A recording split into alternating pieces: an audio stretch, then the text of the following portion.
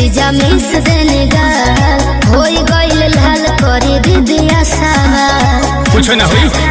परहेज कोई करी सिगरेट से डूबल पेट से सिगरेट से कि तहर दीदी के पटौनी चॉकलेट से तोहर दीदी के पटौनी चॉकलेट से चलो तोहके घुमाई दी बुलेट से हम ना जा चलो तोहके घुमाई दी बुलेट से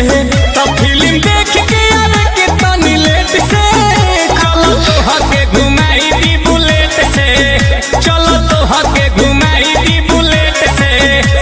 के बैठबू की ऐठबू कहीं का दीदिया से तो तोरे उठा छोड़ा दे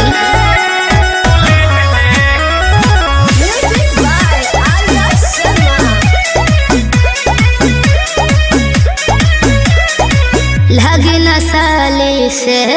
काहे हटी न हाले से अरे रे मुँहवे जर जाई अरे बाप रे बाप दूध के छाले से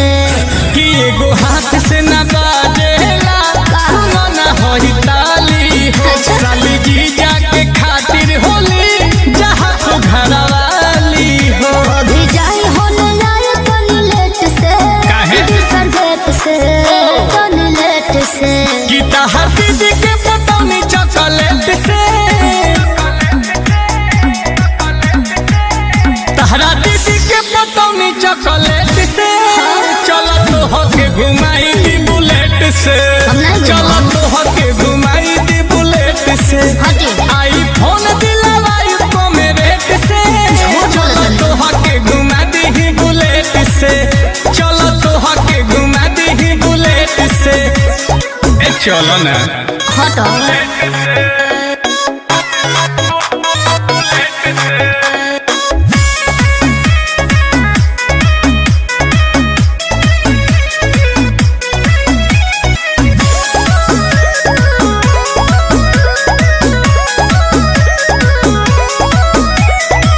रहवा से जबर बा के ओकर खबर बा के कर फेरा में जौन परी काहे हमारो लभर बा पहले से दिल नील के नया से तोरा तोहर हई जीजा जी चलो साथे हमारे हाथ तू खाई ली हम पिज्जा जी सुधुर करी चमच प्लेट से डिनर सेट से हाई प्लेट से कि तहर दीदी के पटौनी चॉकलेट से तोहर दीदी के पटौनी चॉकलेट से चलो तोहके घुमाई दी बुलेट से बोलाई कि का चलो दीदी? तोहके घुमाई दी बुलेट से मजा तोहरो भेटाई हो भेट से चलो तोहके घुमाई दी बुलेट से कि चलो तोहके घुमाई दी बुलेट से अरे का फिल्म बारू पेट्रोल पंप अपने बा तेल के कमी ना होई हाँ तो चली